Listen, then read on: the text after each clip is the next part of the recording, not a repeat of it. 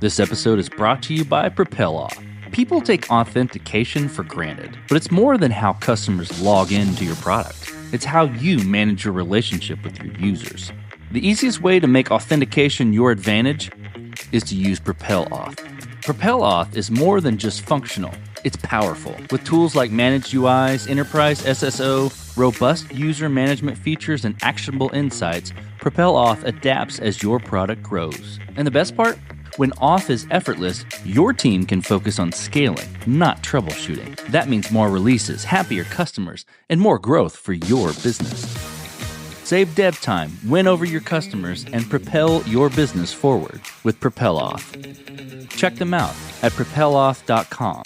That's PROPELAUTH.com. This episode is sponsored by Incogni. Listen, guys, I don't know about you, but I get real tired of managing the spam and cold outreach to my contact info. Those annoying emails, phone calls from unknown numbers, wasting our time and valuable attention. Not to mention the bad stuff from data breaches, which are rising every year. To top it off, data brokers out there harvest our information and sell it to people who intend to spam you and scam you. So what do we do about it? Well, I use Incogni. I signed up to use the platform, and within 30 minutes, hundreds of requests have been sent and completed, removing my data from the public view. Incogni tracks down and removes your personal data from online directories, people search sites, and commercial databases. The process is fully automated for the hundreds of known data brokers who sell our data without consent. Got a site that they don't auto-hit? No problem. There's a custom removal feature to take down almost everything that is exposed online. So take it from me and take back your personal data with Incogni. Go to incogni.com/codestory and use code CODESTORY at checkout to get 60% off annual plans. You can also find the link in the episode description. That's incogni.com/codestory, because they can't harm you if they can't find you. This episode is brought to you by Paddle. Don't settle for less when you can have more, MOR, with Paddle, your merchant of record. Eliminate the headaches of payments, grow your revenue everywhere, and focus on what you do best, building your product. Get more revenue with less hassle at paddle.com. This episode is sponsored by Codecrafters. As an engineer myself, I know that the best way to learn how to code is to build something new. But sometimes it's hard to come up with project ideas as well as find a community of folks on the same learning path. That's where Codecrafters comes in. With Codecrafters, you can build something that actually stimulates your mind while strengthening your engineering fundamentals. And you can do so by using your favorite IDE or tools to code and build your own Git, Redis, or HTTP server in the language of your choice. Languages like Rust, C++, or Go. Codecrafters is designed to optimize your learning experience as it's designed for productivity. Sign up today and become a better, more confident programmer. Visit codestory.co/codecrafters. That's CODECRAFTERS to get started and get 40% off your upgrade. Okay, guys, I got a serious update for you. You heard me talk about SEMA and the product roadmap radar. I just caught up with Matt, who's the founder there, and he gave me the latest on what they are building. And my mind is blown. The team at SEMA are taking things to the next level. Built around the core of the product roadmap radar, i.e. code and Jira analysis, they are building agent orchestration across the product lifecycle. Picture this. You hook up this system same as before, i.e. integrate your repository and your backlog, Jira today. From that point, SEMA's agent analyzes the codebase and makes suggestions as to what needs to be done next and what could improve, optimize the product. Then, if those tasks are routine, the agent assigns the task to a coding agent, think something like Devin, to complete the minutia, while assigning the human-in-the-loop task to engineers themselves. What you end up with is engineers focusing on building core competency features, while AI handles all the rest. If you're not salivating right now, I don't think you fully understand what this means. But here's what I would suggest. Right now, their product is in a closed beta, and SEMA is looking for folks to sign up for their Product Intelligence Advisory Board. This gives you the opportunity to use the product, give feedback, help shape the future of what's built. Oh, and not to mention additional free usage of the product, potentially through the end of 2026. So, if that fits your workflow and toolset, you need to reach out today. Go to codestory.co/nextlevel, NEXTLEVEL, and reach out to Matt at SEMA to learn more and join the Product Intelligence Advisory Board. Again, that's codestory.co/nextlevel. This episode is sponsored by Postman. Postman is the world's leading API platform, trusted by 98% of the Fortune 500 and over 40 million developers. Tap into APIs from 18,000 plus companies to power agents that make smarter decisions. Learn more at postman.com/podcast/codestory. This message is sponsored by Melee Search. Today, search isn't just a feature, it's a cornerstone. And Melee Search gives your users the experience they need with lightning-fast performance, full-text search, AI usage, and multimodal capabilities. Melee Search delivers relevant results in less than the blink of an eye. Use the promo code CODESTORY at checkout to get 2 months free at meleesearch.com. That's MEILI search.com. This episode is sponsored by NordProtect. In a world where data breaches are on the rise and identity theft is becoming more common, you have to take steps to protect yourself. NordProtect offers you everything you need to keep your identity safe, all in one easy place. It's built to help you safeguard your identity with advanced automation that works 24/7 on your behalf. Things like dark web monitoring, credit monitoring, security alerts, and more. And if the worst should occur, the platform walks alongside you for identity restoration. NordProtect plans come with financial coverage across a wide range of threats, from identity theft to online fraud and scams, so you are covered when it matters most. Get an exclusive 5% discount on NordProtect plans. Go to nordprotect.com/codestory and use the code CODESTORY at checkout. You can also find the link in the episode notes. That's nordprotect.com/codestory. We basically allowed quite a few people now who are non-technical to start businesses and make a living, some of them doing very well financially as companies and therefore, I assume personally, without being technical. And that's something that used to be said to be impossible. And that's the number of people now to this point, I've been doing this job for 13 years, who have come to me and told me that Bubble changed their life is like more than is in the hundreds. And that's something that is particularly, first of all, heartwarming, but something I'm very proud of because it really enables us to have the life they want. And if it were not for Bubble, they probably would have a very hard time to do that. My name is Emmanuel Straschnov. I'm co-founder and co-CEO of Bubble. This is Code Story, a podcast bringing you interviews with tech visionaries. Spent 6 months moonlighting. There's nothing on the back end. Who share what it takes to change an industry. I don't exactly know what to do next. Took many goes to get right. Who built the teams that have their back. A company is its people. The teams help each other achieve Most more. proud of our team. Keeping scalability top of mind. All that infrastructure was a Yes, pain. we've been fighting it as we grow. Total waste of time. The stories you don't read in the headlines. It's not an easy thing to achieve, mind Took it you. off the shelf and dusted it off and tried it again. To ride the ups and downs of the startup life. You need to really want it. Not just about technology. All this and more on Code Story. I'm your host, Noah Laphart, and today how Emmanuel Straschnov is happy to introduce you to AI-powered app development with the visual control you love, bringing ideas to reality. Emmanuel Straschnov grew up in rural France, which is interestingly enough where he started doing computer stuff. He mentioned there wasn't much else to do in the 90s. He grew up sailing as he lived next to the shore in Normandy.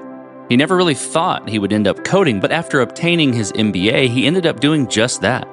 Outside of tech, he is married with 2 children. He mentions that most of his hobby time is devoted to them, but on occasion he likes to travel, continue sailing, and to sing. Many years ago, Emmanuel noticed that there were a lot of people searching for technical founders and using services to find technical founders. He thought this to be wrong, as many people have product ideas and just need a product to help them build it. So, he created something just for them. This is the creation story of Bubble. Bubble is a way to build software, web applications, very soon native applications, like it's a matter of days now before we launch, without writing any code. So effectively what it is and what it's always been since 2012, we've been around for 13 years at this point, is it's a web-based editor where you can build your application without code. Mostly visually. I'm sure we'll talk about AI at some point because generative AI and the ability to use natural language is of course changing and offering a lot of opportunities. But when we started in 2012, it was not an option yet. So it's a web-based editor where you build your application. And then the other product that we have, which kind of goes together, is that it's a hosting platform. So the vision is if you build it on our platform, we host it for you and we make it run at scale. And so effectively what we sell is more the hosting side. We don't really sell access to the editor. We sell more just people running the application on our cloud. And this can get pretty intense at scale. Like we have some people building pretty big applications. We didn't get started thinking, okay, we're going to build a no-code tool. Actually, I should have said that because that's the category that got created after us. We were the earliest player, but when more players came in the space, people came up with that name like no-code. Back in 2012, if people in the audience remember, is what I would qualify the beginning of the startup era. Facebook was going public. Airbnb had launched maybe 2 years prior. So it was the beginning of people being like, okay, like there is something to do with taking a space and bringing some digital solutions to make it work better and launch a business like that. So Airbnb for traveling and like hosting people at your house and like making money that way. There started being this thing called like a CEO hunt or CTO hunt or technical co-founder hunt, where people were looking for technical talent to help them build their applications. And so Josh and I felt, Josh being my co-founder, we felt like it was wrong that a lot of the people that had product ideas should be able to build the products themselves because they were actually very driven and smart. They just had not been exposed to code as kids and didn't have their best friend from high school knowing how to code. And therefore we created the product for them. Going back to what I was saying, we didn't start thinking, okay, we're going to create an open platform. We wanted to create a way for non-technical founders to start companies on their own without engineers. The people we sell to today are still very much that, actually. More than 90% of our users and the people that get the biggest in terms of cloud usage, because again, what we sell ultimately is a cloud platform, are people starting companies and scaling it on the platform. So let's dive into the MVP then. So that first version of the product, AI, pre-availability for all those things, right? The first version. Tell me about, what you went through to build it, how long it took you to build, and what sort of tools you were using to bring it to life. The interesting thing in our history is that we actually never really had like a launch event, or like a wait list. Like we decided to make our product accessible to everyone from the beginning. Not that people would find us, but sometimes we would get people randomly signing up because a friend would share the domain name. What I would describe the MVP is where until the point where we got people to being able to use the product and start building an application that would actually work and do what they wanted it to do without talking to us. And so given the complexity of what we're trying to do, because I actually think what we're trying to, the challenge that was ahead of us back in 2012 was one of the bigger ones in technology. A lot of people have tried to creating like actually useful, fully customizable applications without code many times. And so far, no one has succeeded. I would say it took us about 3 years to get there. So what I would call the MVP is a product for the first 3 years where at first we had to talk a lot to users to help them learn the product. And over time, the amount of conversation we would have with them would go down to the point where it got almost to zero. And now today people create an account and we don't talk to them ideally for them to learn how to use the tool. It was a Node backend. It was pre-Angular, pre-React, pre-everything. So we actually built our custom front-end, which was front-end framework, which was everything in technology, a good and a bad thing. The good thing is that we built it in a way that was really doing what we needed to do. And it was challenging. It was a complicated problem to create like a very dynamic application where we support real-time updates very well. You change something in that part of the page, and there's an element that depends on that has to be updated in real time. So it was the beginning of those different frameworks, and nothing had emerged at the time. So we built our own. So the good thing is that we had something very custom that did exactly what we needed to do.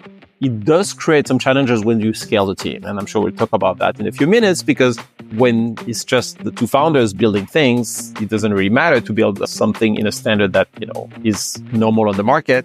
One thing I would say about our early MVP journey is that, and that's one of the crazier things of our story, and I'm not necessarily sure it was, we pushed that a little bit too long, and people usually don't know that, is that for the first 5 years, it was just Josh and I. So we did everything without anyone. We didn't raise capital for 7 years, but that is not that unusual. A lot of businesses actually are bootstrapped and then they raise money like we did. But just two founders for 5 years doing everything is quite unusual. What that allowed us to do is to create a very complex product, but at the same time, very consistent in the UX patterns we would find, because we didn't have that much coordination to have with anyone. Like, it was mostly just two guys building everything. So the UX was very consistent, which is very important for a product that has a lot of features and complexity, like Bubble. But there are a lot of buttons. There are a lot of different flows of things you can do. It's a programming tool at the end of the day. But at the same time, it made scaling the team more challenging after, of course. This episode is brought to you by Vention, your partner in building smarter with AI. When you're moving fast, AI can be your biggest growth driver or a major time sink. That's why Vention created expert-led AI workshops, tailored sessions that help startups test ideas quickly, validate product fit, and avoid expensive detours. You'll walk away with a clear, practical roadmap built by senior engineers and an in-house CTO who've delivered over 150 AI projects across 30-plus industries, giving you not just technical direction, but the engineering peace of mind that every decision is built to last. Go to ventionteams.com or book your AI workshop now at ventionteams.com/codestory and go from idea to impact faster. That's ventionteams.com/codestory. This episode is sponsored by Fullscale. Let me guess, your team's shipping sprint velocity looks good, but you're still asking yourself, is anyone actually thinking about the why? Matt Watson's been there. He's the founder behind Vin Solutions and Stackify, and now runs Fullscale with a 300-plus person dev team. And after 2 decades in the trenches, he's seen the same pattern over and over. Smart developers stuck in systems that reward ticket-taking instead of real thinking. That's why he wrote Product Driven, a playbook for tech leaders who are done babysitting developers and ready to build teams that own the outcome. If you're tired of translating every feature, doing all the thinking, or wondering why your smart team is still stuck, this is the fix.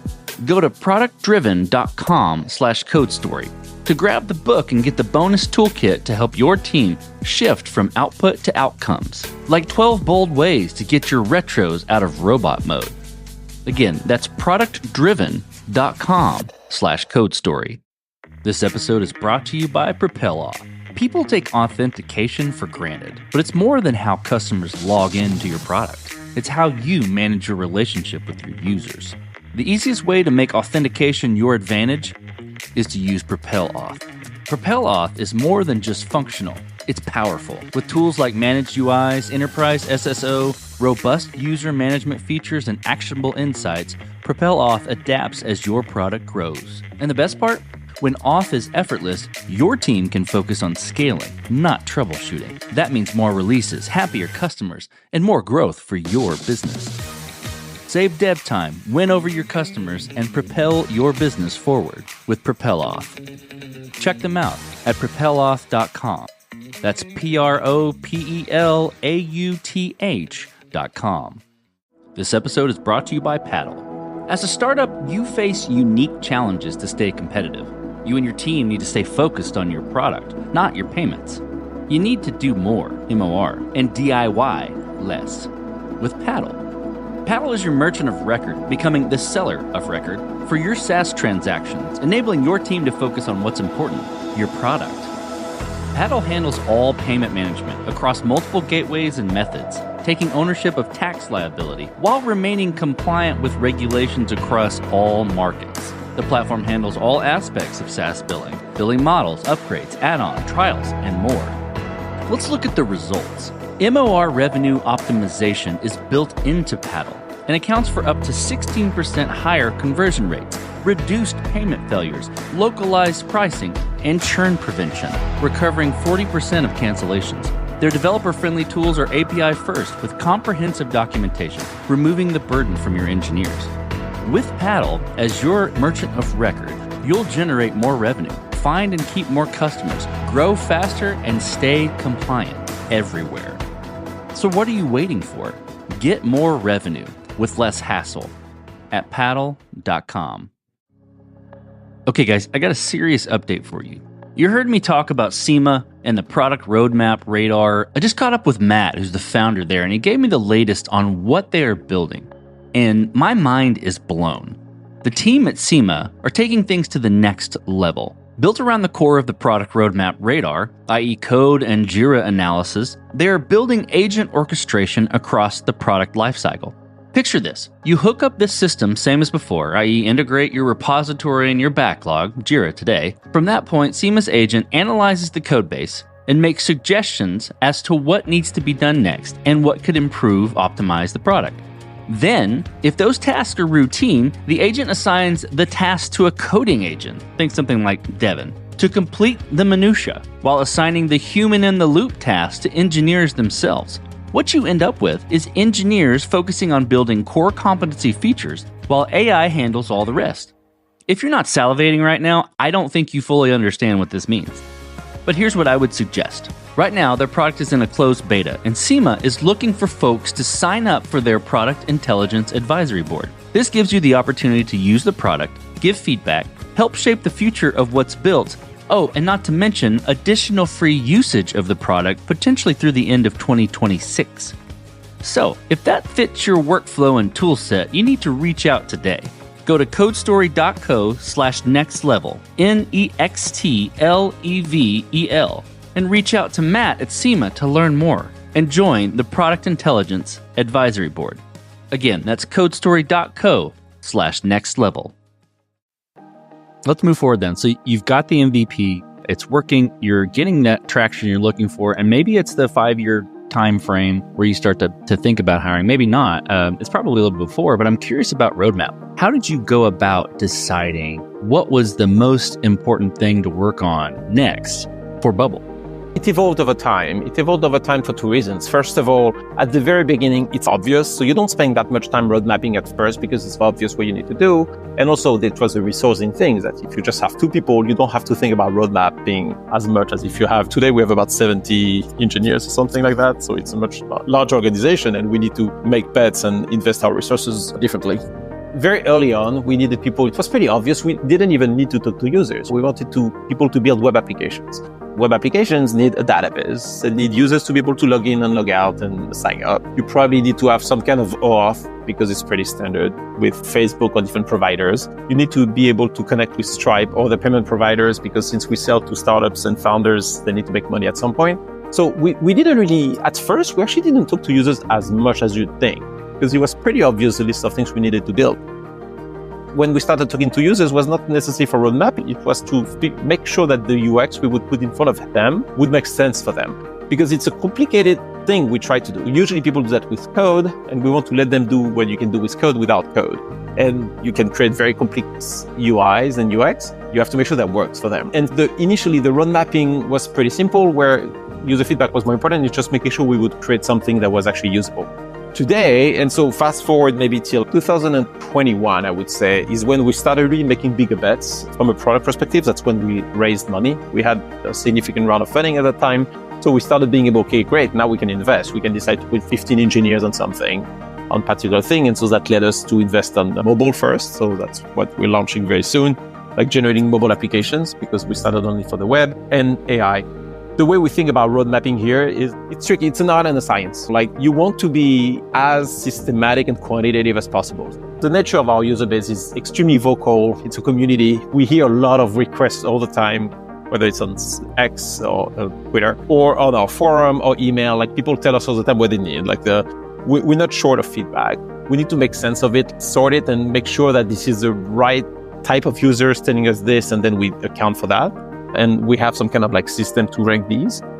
But at the same time, I still think there is an art here, which is what does make sense for the long-term vision and what does make sense as a next thing that will unlock our users in ways.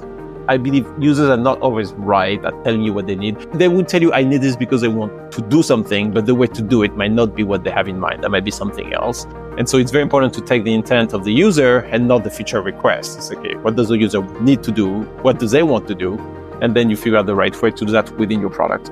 And so that's why being a PM is a fascinating job. I think it's one of the harder jobs actually in technology because especially for a product like ours, where frankly, there's no bad idea. Like any new feature is, I'm sure we have millions of users. I'm sure someone will find value in that feature. It's not a bad idea for the user. It might be a bad idea for the maintenance cost and the development cost and everything. And so making sense of all of that is tough. For a product like ours, engineering is more involved than you'd think in shaping out the size of a feature, because given what our code base looks like, given the different constraints we have on the technical side, it does change a lot how much time it takes to build something. And so we associate engineers as early as possible. Let's go to that 5-year mark, right? It was just you and your co-founder for 5 years, and then you built a team. How did you go about that process? And what did you look for in those people to indicate that they're the winning horses to join you? So we started with engineering, because that's really ultimately we're an engineering company. And so we were looking for generalists at this point. One thing I will say is that now I feel much better about this, but when it's just 2 guys for 5 years, you don't actually practice work on that muscle, of the hiring muscle. And it was very challenging for us to know what kind of profile we wanted, assess them and everything. So it took us some time to iterate, but I still think it was the right call to start with engineering and start with generalists. We hired fairly junior people back then. Looking back, probably was a mistake. Probably should have had someone a little bit more senior. That being said, junior people are more flexible. It was a difficult situation we were in, and that's why I'm saying I'm not sure it was the right call for us to be just the 2 of us for 5 years, because it's difficult to bring people on board when it's just 2 guys for 5 years, because people are like, what am I getting myself into? And so we did find people, and I'm grateful they joined us, because it needed something to start the machine, but it took some work to find some people. So yeah, we started with a fairly junior people. That was fine. I actually think people that are willing to take risks out of college. Then the next function we hired for was success, or support. To that point, I had done all of support myself. I think I processed over 20,000 tickets on the support side alone before we started building a team.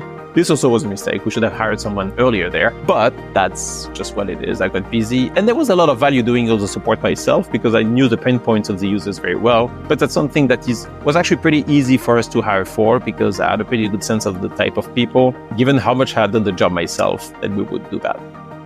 It took us much longer to bring on design talent, product talent, and marketing talent, because we were very busy with our existing users. We had a pretty large user base, actually. We had a few thousand paying customers when it was just the 2 of us. Hiring is very costly at first. It's going to take you a lot of time, and takes a different way to think and different way to do work that I think we're a little bit too slow to start. And so, I wish we had hired designers a little bit sooner. That would have been better for the product. But now we have a full team, and that's okay. So when you do startups, you make a lot of mistakes that you regret, but as long as you keep moving forward, it's fine. This episode is sponsored by MailySearch. In today's digital landscape, search isn't just a feature, it's a cornerstone. And you need a user experience that drives customer satisfaction. You need MailySearch. MailySearch has lightning fast performance, returning answers in less than 50 milliseconds. Yeah, you heard that right. Faster than the blink of an eye. The open source AI search engine is plug and play, so you can get up and running in minutes with smart presets, allowing you to start searching through your data with 0 configuration. MailySearch utilizes advanced full-text search and AI, ensuring your results are ultra-relevant with semantic depth. It's multimodal, supporting images, videos, and audio, along with being federated, i.e. searching across multiple data sources. And it's developer-friendly. Whether you're building a content-rich website or enterprise application, MailySearch delivers the experience your users expect and deserve. For a limited time, CodeStory users can get 2 months free. Use the promo code CODESTORY, all one word, at checkout. Just go to MailySearch.com and get started today. That's MEILI search.com. This episode is brought to you by PropelOff. People take authentication for granted, but it's more than how customers log into your product. It's how you manage your relationship with your users. The easiest way to make authentication your advantage is to use PropelOff. PropelOff is more than just functional. It's powerful. With tools like Managed UIs, Enterprise SSO, robust user management features, and actionable insights, PropelOff adapts as your product grows. And the best part? When auth is effortless, your team can focus on scaling, not troubleshooting. That means more releases, happier customers, and more growth for your business. Save dev time, win over your customers, and propel your business forward with PropelOff. Check them out at propeloff.com. That's PROPELAUTH.com. Okay, so this will be interesting. So, when you're hiring the team, you mentioned you got a couple thousand paying users, and then now you've got millions of users now. I'm curious about scalability. I'm just curious about where you ran into areas where scaling sort of reared its ugly head, right? And have there been interesting areas where you've had to fight it as you've grown? We had a lot of scalability issues. The worst situation you're in is really when you made a technical decision that just cannot scale. And that's when you need to rewrite everything. And so effectively, I think we had to rewrite our backend maybe 3 to 4 times. We started with something called Cloudant, and then it was Firebase, but way before it was acquired by Google. Then it was Elasticsearch. Then we went to Postgres. And now we've been on Postgres for quite some time. We iterate through things, but it's still the fundamental backend that we have. One thing I would say that one thing I've learned over the years is that you probably want to work on the less fancy technologies, but the proven ones. And Postgres was great for that, actually, because that's something that has been proven at scale by very big companies, and there is value with that. And it's not necessarily what we did at first. But sharing some anecdotes, for instance, a Bubble application behind the scene is a big JSON object. And well, we had some limits that Firebase had back then in terms of how nested objects could be. And that was breaking everything. And when you get to that situation, it's actually a really big problem. So we can find hacks like trying to move elements out of the tree to try to fight that limitation. But we did find ourselves sometime hitting some hard limits that forced us to rewrite things. One thing I will say that it's kind of expected. It happens. It's the nature of the beast. You can't overstress about making those decisions because otherwise you never move forward. You just make them and then you redo them. I don't even think it's mistakes. It's just part of the journey of building a product that scales. It did take some hard work. We had some times, and Josh was doing that more than me. I was more on the product side and building the product. It was more building the platform, where he had to put 3 or 4 nights in a row of going through the night because we had the big traffic bump, because we actually launched in 2015. Launched, not really launched because we were live before, but we were on Product Hunt, and we actually did extraordinarily well. Like we had, like back then, compared to all what people would usually get in terms of traffic out of that platform, we were very big. And so, of course, things crashed for 3-4 days in a row, and Josh had to fix that, and that's okay. So as you step out on the balcony, you look across all that you've built thus far with Bubble. What are you most proud of? From a product point of view, what I'm the most proud of is that I think we've pushed the limits of what you can describe without code, like in terms of complex application behaviors, further than anyone in the world. And that means that's the Microsoft of the world, because they've tried for many decades to do that. Actually, universities, like other companies, other startups, obviously. Now we have created a tool where you can build something as complex as an Airbnb type platform with a lot of complicated logic. And it can get a little bit messy on the screen because it's going to have a lot of different things in your workflows and everything, a lot of elements, but there's no code at all. And no one has been able to do this, including complex conditions and stuff like that. And there's no code at all. It's just done through clicking. And so I'm very proud of that achievement. And that's something I keep repeating the team here, because sometimes when you do a scaling startup, you mostly see issues internally because you have the growing pains and all the things we can do better. But it's important to keep in mind that what we've achieved today is something that no one else has. That's one thing I'm very proud of. The other thing I'm very proud of is, and that's because of the very nature of the type of users we sell to and the use case we're advertising, and the reason people use the platform, is that we basically allowed quite a few people now who are non-technical to start businesses and make a living, some of them doing very well financially as companies, and therefore, I assume personally, without being technical. And that's something that used to be said to be impossible. And that's the number of people now, to this point, I've been doing this job for 13 years, who have come to me and told me that Bubble changed their life, is more than it's in the hundreds. And that's something that is particularly, first of all, heartwarming, but something I'm very proud of, because it really enables us to have the life they want. And if it were not for Bubble, they probably would have a very hard time to do that. And then the last thing which is related to that is, for some reason, it's not something we engineered. It just happened on its own.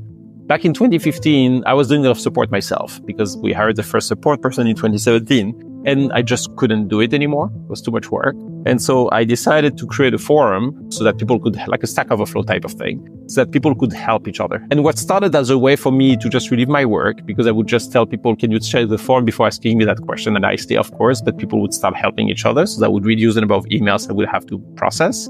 Turned out to become a community that is now super active. And we have some countries in particular, like Brazil, an extremely active place for us. We have a ton of people gather online, offline. In Europe, some cities of the US being bigger, sometimes it's not at a national level, it's more at a different city level. But being people gathering over a product I've created is something that not many jobs offer that, and I'm very proud of that. Okay, let's flip the script a little bit. Tell me about a mistake you made and how you and your team responded to it. We've definitely made hiring mistakes and took too long to part ways with some people.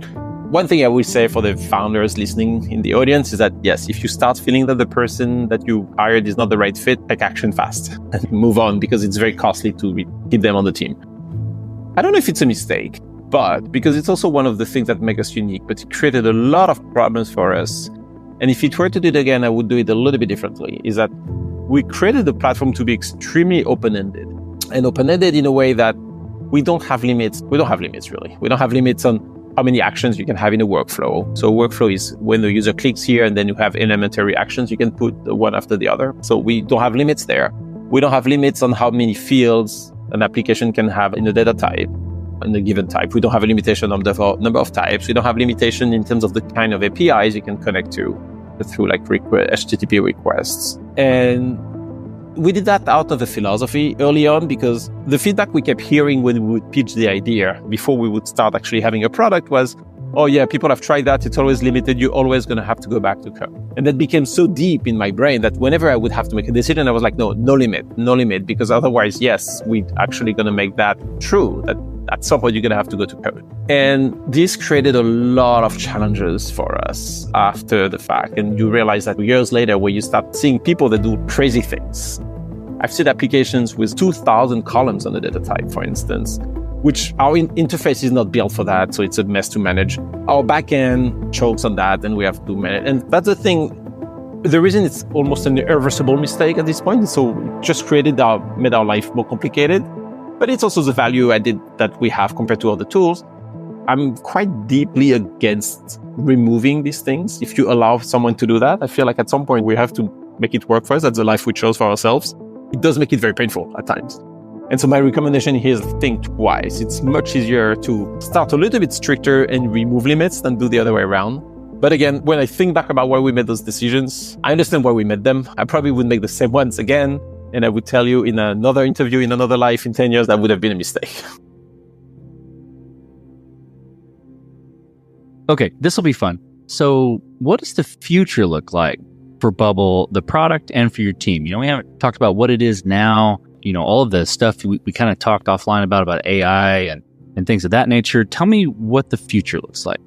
I'm not sure when this episode will go live, but on June 10th, we're opening our mobile app builder for everyone. The future, in the very near future, is that instead of just having web applications, now we'll have native applications, which I'm very excited about, because you actually don't have any tool that do what we can do, which is web, mobile, and a complicated backend. Now, the next evolution for us, and it has already started, we already have something in production, but we're working on much more things, is of course like a conversation, an AI layer on top of our product, and like conversational editing. We used to say that Bubble, back in 2012, the way we would describe our product was to say, we're going to make building software as easy as pointing and clicking. Now we can say as easy as speaking in natural language. And so bringing that layer in our product is really exciting. I'm sure people in the audience are familiar with vibe coding. People have heard about vibe coding for quite some time now. And you could argue that's what their value is. That's where the value is. You type something or speak in natural language and you get the code. But I think what we have is actually way better, because ultimately, if you're not a coder, you can have a vibe coding tool generate code for you, but you're going to have to look at the code, and so it's going to be challenging. What we have is something that is visual, that is much easier to learn and manipulate. And so I think we're going to have the best of both worlds, like the graphic user interface and AI. What it's going to look like in the future, it's actually not that weird. You could think about it. It's going to be like some kind of like a chat assistant inside the editor where you can tell, okay, do this for me, do this for that. And we are working, and it's actually working pretty well in R&D today. We can make modifications to application to build or to fix things the way you want in natural language. For the team itself, we're 150 people today. It's pretty small compared to the number of users we have and the complexity of our product. So I'm hoping to significantly grow that, in particular for like product and engineering, because ultimately that's really what is driving our business. In the US, we're not thinking about international expansion yet, but at some point we will. The goal that we have as a company is to be the standard for software development, and that will require us to have people everywhere. But it's a very long journey. I think it's like still maybe 1 or 2 decades away. Okay, let's switch to you. Who influences the way that you work? Name a person or many persons or something you look up to, and why? Today, I've built a network of founders around me, and in particular, many of them being more advanced than I am in terms of the company building journey. They do something very different, usually in technology, because that's where most of new companies have happened over the last 10 years, but not necessarily. And they've just gotten bigger in terms of number of people that they manage, like the size of the team. Because I think a lot of companies share, regardless of the field you're in, shares a similar type of problems as you scale. If you have 500 people, some things will happen to you and that you're going to have to handle. And it doesn't really matter whether you're building a no-code tool like Bubble or whether you're selling something online, like a physical good online or something. That's my support network. New York is a good place for that because you have a lot of people. In the very early years, and maybe put that behind the, arrogance that young founders have, Josh and I didn't have many people to talk to, and we didn't try to find mentors or anything. We tried for a little bit, and then most people, in particular people who had been in technology for a long time, would tell us that we were losing our time because what we were trying to do was impossible. And, it was Squarespace or Wix. And we're like, no, it's not that because it's web applications and a website. But pretty much never met someone during the first 3-4 years, someone that would actually really get what I was doing. Maybe I did not explain that properly. I don't know. But so that kind of made me have this attitude of be like, you know what? I don't need mentors. I can figure things out on my own. Now that things have changed a little bit because now people do actually believe what we do. We have investors and everything. It's easier to find people to learn from. And then, I tend to look at people who have scaled businesses a little bit ahead of me. Back in the day, I would also look at a lot of designer work, like a lot of people doing like design work about the machine-human interactions that I think were very interesting to me. I wouldn't call that mentoring because it was not a conversation. It was more me watching their content. But that's something that did help us a lot in the early days. It did help me a lot in the early years of Bubble. Manuel, last question. So you're getting on a plane and you're sitting next to a young entrepreneur who's built the next big thing. They're jazzed about it. They can't wait to show it off to the world and can't wait to show it off to you right there on the plane. What advice do you give that person, having gone down this road a bit for several years? Don't overthink things and listen to your instincts. At the meta level, you asked me some mistakes we've made. The one I feel the most stupid about mistakes is the decisions where I'm like, you know what, actually I knew, but I didn't listen to my gut. I was trying to rationalize something. And it's true for hiring people. Like at some point, if someone is not going to work out, you're going to know it's in your gut pretty quickly. You're like, it's not going to work, right? You have to listen to that, but sometimes it can be, should you go with that type of investor? Or is that actually a market I'm excited in or something like this? And so I think it's really important to listen to your gut because first of all, your gut is usually more right than your brain. That's one thing. And the second thing is that when you realize you made a mistake, it's very annoying to be like, I knew, but I didn't listen. And so you don't want to be yourself in that position. If you make a mistake because everyone in your whole body tells you you should do that and you were wrong, whether it's the head, the gut, everything tells you, your instinct tells you to do that and you were wrong, there's nothing to regret. You made that decision knowing what you knew and you do it and you're fine. In practice, from what I know and talking to people who have been starting companies, we often get like, you know what? I knew I was wrong and I didn't listen to it. No, I think that's fantastic advice. Well, Emmanuel, thank you for being on the show today. And thank you for telling the creation story of Bubble. Thank you. It was great. And this concludes another chapter of Code Story.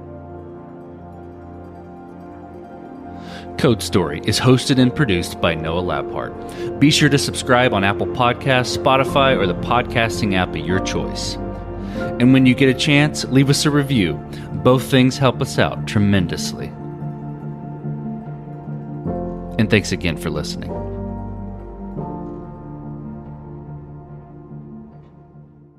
If you're a podcast host, listen up, this one's for you. My name is Allie Jackson. I'm the host of Finding Mr. Height, a dating and relationship podcast that I've been doing for 4 years now, sharing my positive and practical approach to dating that's built on my own life experience. And I wanted to share another experience that I've had, my secret behind monetizing my show. It's called Red Circle, and I was just telling my colleague about how much I love their platform. With Red Circle, not only am I getting a seamless hosting experience, but I also love the support I receive in ad sales. It's not just typical ad sales either. It's targeted opportunities based on my show and my life. And the platform is super simple. You just set your preferences and Red Circle matches you with sponsors that align with your show. You can vet every opportunity and their platform gives you great analytics. More recently too, my Red Circle team has brought me opportunities outside of my podcast on social media to really augment the podcast partnerships, bring them full circle. I just can't recommend them enough. If you want to give it a try, go to redcircle.com to get your free trial. That's redcircle.com for a free trial.